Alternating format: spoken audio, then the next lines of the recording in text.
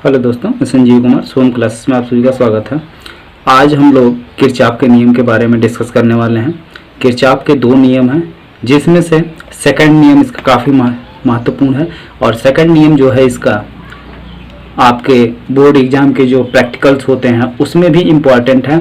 उस पर बेस्ड आपको दो प्रैक्टिकल करने, एक विभवमापी का, दूसरा जो है मीटर सेतु का। दोनों में किरचॉफ के सेकंड नियम का यूज है और किरचॉफ के सेकंड नियम से क्वेश्चन भी बहुत ज़्यादा पूछे जाते हैं, जितने भी हुई डिस्टेंस सेतु टाइप से। लेकिन जो हुई डिस्टेंस सेतु नहीं होते हैं और उस तरीके से कॉम्प्लिकेटेड सर्किट आपकी बनती है बोर्ड एग्जाम में, क्वेश्चन के प्रतिरोध लगे हुए होते हैं, उस क्वेश्चन को सॉल्व करने के लिए किरचॉफ के सेकंड नियम का यूज करना पड़ता है। ठीक है, तो किरचॉफ का सेकंड नियम बहुत ही इंपॉर्टेंट है। हालांकि किरचॉफ के दोनों नियम आपके काफ़ी ज़्यादा इजी है, बेहद इजी है। तो चलिए आइए शुरू किया जाए, बात कर लेते हैं किरचॉफ के नियम की। तो इसका जो पहला नियम है इसको हम लोग बोलते हैं संधि का नियम। किसका नियम? संधि का नियम। ठीक है, और दूसरा जो है वो बंद पास का नियम है। सेकंड जो है वो क्या है? बंद पास का नियम। ठीक है, का नियम। तो सबसे पहले इन दोनों में हम लोग इसको डिस्कस कर लेते हैं, संधि का नियम। संधि का नियम जो है वो ये है कि जैसे मान लीजिए कोई जंक्शन है, कोई एक पॉइंट है, ठीक है, जहां पर धाराएं जो हैं मिल रही हैं। इस संधि पर आने वाली धाराओं का, ठीक है, आने वाली धाराओं का योग जाने वाली धाराओं के योगफल के बराबर होता है। या ऐसा कह सकते हैं कि किसी संधि पर समस्त धाराओं का बीजगणितीय योग क्या होता है? शून्य होता है। ठीक है, किसी संधि पर समस्त धाराओं का बीजगणितीय योग शून्य होता है। और वो कैसे शून्य होता है? देखो, जैसे मान लीजिए ये कोई संधि है, यहाँ पे ये सारे धाराएं हैं, I1, I2, I3, I4 और I5। तो इनका बीजगणितीय योग 0 कैसे हो रहा है? तो I1 संधि की तरफ आ रहा है, तो जो संधि की तरफ धाराएं आती हैं उसको हम पॉजिटिव लिखते हैं और जो संधि से दूर जाती हैं उनको क्या लिखते हैं? निगेटिव लिखते हैं। तो I1 और प्लस I5 ये दोनों संधि की तरफ आ रहे हैं। ठीक है, और बाकी I2 भी जा रहा है तो इसको निगेटिव लिखेंगे, I3 भी संधि से दूर जा रहा है तो इसको निगेटिव लिखेंगे, I4 भी इससे दूर जा रहा है तो इसको निगेटिव लिखेंगे, इक्वल टू 0। ठीक है, तो निगेटिव को उस साइड भेजेंगे तो यानी I1 plus I5 equal to I2 plus I3 plus I4। ठीक है, तो अभी अभी हमने यही कहा था कि किसी संधि पर आने वाली समस्त धाराओं का योग जाने वाली समस्त धाराओं के योगफल के बराबर होता है। चाहे ये नियम आप यूज करिए या कह सकते हैं कि किसी संधि पर मिलने वाली या बहने वाली समस्त धाराओं का योग शून्य होता है। ये आपके यहाँ से दो नियम बन सकते हैं। पहले नियम के, संधि के दो अलग अलग डेफिनेशन बन सकते हैं, जो आपको इजी लगे वो आप फॉलो कर सकते हैं। ठीक है, तो ये रहा संधि का नियम। अब दूसरे नियम की बात करते हैं जो बंद पास का नियम है। ठीक है, इसमें क्या होता है? इसमें भी देखिए कि किसी भी परिपथ के प्रत्येक बंद भाग के विभिन्न खंडों में बहने वाली धारा, ठीक है, तथा उसके संगत यानी उसके साथ जो प्रतिरोध लगा हुआ है, दो प्रतिरोध और धारा का गुणनफल का बीजगणितीय योग उस खंड में जो सेल या विद्युत वाहक बल लगा हुआ है उसके बीजगणितीय योग के बराबर होता है।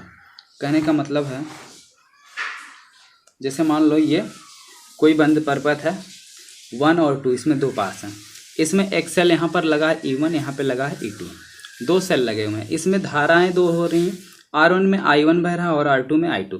तो हमने कहा कि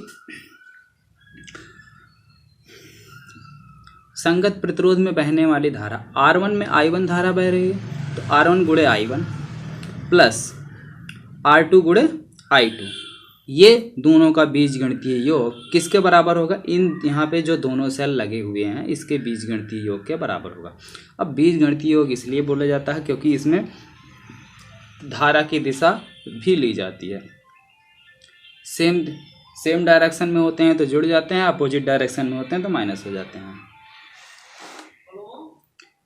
यदि R1 व R2 में बहने वाली धाराएं क्रमशः I1 व I2 हों तो बिंदु ए पर किरचॉफ का प्रथम नियम लगाने पर क्या हो जाएगा, R3 में इस पे किरचॉफ का नियम लगाएंगे, यानी यहाँ से धारा I1 आई, यहाँ से I2 आई, यानी यहाँ इसमें जो धारा जा रही है R3 में वो कौन सी धारा होगी, वो होगी I1 प्लस I2। कितनी होगी, I1 प्लस I2, क्योंकि यहाँ पे दो धाराओं का योग हो रहा है और वो इधर ही आ रही है। इस परिपथ में दो बंद पास 1 व 2 है, एक पास ये है बंद क्लोज पूरा और दूसरा ये क्लोज है। किरचॉफ के दूसरे नियम से बंद पास 1 के लिए क्या हो जाएगा, IR1 minus IR2, I1R1 minus I2R2 equal to क्या हो जाएगा, इन दोनों में लगे हुए सेल E1 माइनस E2। इसी तरीके से दूसरे पास के लिए लेंगे। दूसरे पास में केवल क्या है, सेल एक ही लगा है E2, सेल कौन सा लगा है, केवल एक ही लगा और इसमें प्रतिरोध 2 हैं। तो R3 में क्या बह रहा है, R3 में है I1 plus I2 into R3 plus R2 into I। यहाँ पर माइनस है, यहाँ पर प्लस है, तो यहाँ पे हम ये देख रहे हैं कि इसमें बहने वाली धाराएं, जैसे मान लो इसमें से धारा इधर निकल रही है और इसकी भी इधर आ रही है, तो इसमें धारा इधर जा रही है, इसमें भी धारा इधर जा रही है। ये धारा अगर यही धारा I2 धारा ऐसे ऐसे इसमें भी जाती तो प्लस हो जाता है, लेकिन ये धारा क्या इधर आ जा रही है और इसमें प्लस इसलिए होगा क्योंकि यही धारा इधर भी आ रही है और यही धारा इधर भी आ रही है, यानी धारा का दिशा क्या, धारा की डायरेक्शन क्या सेम है, इसलिए यहाँ पे प्लस ले लिया गया। किरचॉफ का दूसरा नियम, किरचॉफ का दूसरा नियम ऊर्जा संरक्षण को व्यक्त करता है, इसे किरचॉफ का वोल्टता का नियम भी कहते हैं। यानी किरचॉफ के जो दूसरा नियम है इसको किरचॉफ का वोल्टता का नियम भी कहते हैं या इसी को लूप का नियम कहते हैं। तो किरचॉफ का नियम भी समझ में आ गया होगा आप सभी को। अब बारी आती है व्हीटस्टोन सेतु। व्हीटस्टोन सेतु क्या चीज़ है,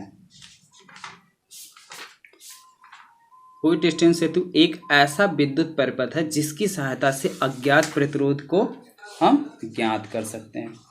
व्हीटस्टोन सेतु क्या है, एक ऐसा परिपथ है जिसकी सहायता से हम अज्ञात प्रतिरोध ज्ञात कर सकते हैं। इसका आविष्कार इंग्लैंड के प्रोफेसर CF व्हीटस्टोन ने किया था, इसीलिए इसका नाम उनके नाम पर ही जो है पड़ा है, इसलिए इसको जो है हम व्हीटस्टोन सेतु ही कहते हैं। इसकी रचना देखिए क्या है कि इस सेतु में इसमें क्या है कि 4 प्रतिरोध एक समांतर चतुर्भुज के द्वारा जो है वो जुड़े हुए होते हैं। इसमें 4 प्रतिरोध एक समांतर चतुर्भुज के द्वारा जुड़े हुए होते हैं। PQRS 4 भुजाओं AB, BC, CD और AD के द्वारा इस प्रकार जुड़े हुए होते हैं कि वो समांतर चतुर्भुज बनाते हैं। A और C के बीच विद्युत वाहक बल E का एक सेल लगा हुआ होता और एक कुंजी लगा देते हैं। B और D के बीच एक धारामापी G तथा एक कुंजी K2 जोड़ देते हैं। ये K1 हो गया, ये K2 जोड़ देते हैं। इन 4 प्रतिरोधों PQR, इसमें से 4 जो हैं उसमें से किसी 3 का मान हमको पता होगा और 1 का मान नहीं पता होगा। तो इसको हम कैसे ज्ञात करते हैं, जैसे मान लो PQR ये 3 मान हमको पता है और S का मान हमें नहीं पता है, इसका मान हमको ज्ञात करना है। इसी प्रतिरोध का मान हम इस ब्रिज की सहायता से ज्ञात करते हैं। तो इसका सिद्धांत देखो ये वर्क कैसे करता है। इस सेतु का सिद्धांत संतुलन की स्थिति से है, यानी ये बैलेंस पोजीशन में यानी संतुलन स्थिति में ही काम करता है। अगर संतुलन की स्थिति में नहीं है तो इस सेतु को हम यूज नहीं कर सकते, यानी इसका प्रयोग नहीं कर सकते हैं। संतुलन की स्थिति के लिए प्रतिरोध P और Q को स्थिर रख के, इसमें जो प्रतिरोध P और Q है इनको फिक्स रख देते हैं, यानी स्थिर रख देते हैं, इसका मान बदलते नहीं है। रखकर R का मान इस प्रकार समायोजित, यानी इस प्रकार उसको सेट करते हैं कि धारामापी में कोई भी विक्षेप ना उत्पन्न, यानी धारामापी जो यहाँ पे लगा हुआ है इसकी सुई में जरा भी विक्षोभ उत्पन्न ना हो, ये बिल्कुल सीध में ही रहे। तो इस स्थिति में बिंदु बी व डी के विभव समान होते हैं। तो ऐसी सिचुएशन में क्या हो जाएगा, बिंदु बी पर जो विभव होगा वही सेम विभव बिंदु डी पर होगा। यानी अगर दोनों बिंदुओं पर विभव समान है तो गैल्वेनोमीटर में कोई भी विक्षोभ नहीं उत्पन्न होगा। चतुर्भुज के किसी दो संलग्न भुजाओं के प्रतिरोधों का अनुपात शेष दो संलग्न भुजाओं के प्रतिरोधों के अनुपात के बराबर होता है। यानी बैलेंस की सिचुएशन में जब कोई भी विक्षेप उत्पन्न नहीं है और बिंदु बी और डी के विभव, दोनों बिंदुओं के विभव समान है, तो इस कंडीशन में किसी भी संलग्न दो भुजाएं, चाहे P बाई क्यू ले लो या P by R, equal to हो जाएगा, यानी का अनुपात जो हो जाएगा R बाई एस ले लो या Q बाई एस।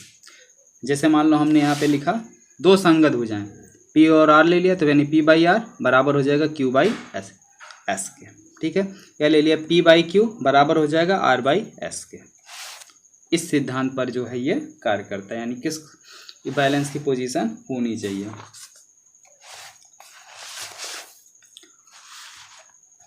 अब देखो इस फार्मूले का डेरिवेशन, ये जो है ये निकल के कैसे आया इसको देखिए। ये जो है मान लेते हैं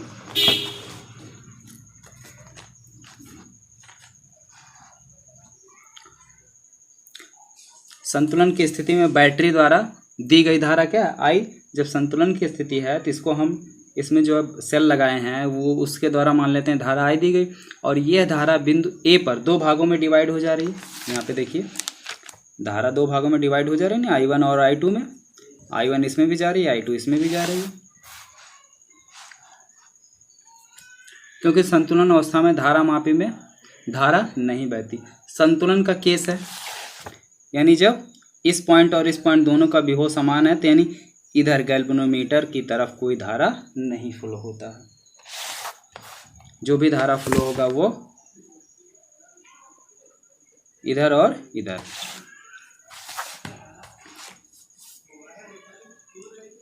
इस प्रकार I1 धारा प्रतिरोध P व Q में तथा I2 धारा प्रतिरोध R व S में, I1 P व Q में, I2 R और S में बहने लगती है। इस प्रकार बिंदु ए पर संधि नियम लगाने पर, बिंदु ए पर जो है जब हम संधि नियम लगाएंगे तो संधि नियम क्या होता है कि संधि पर मिलने वाली सभी धाराओं का बीजगणितीय हो जाएंगे, उनका समेशन क्या होता है, 0।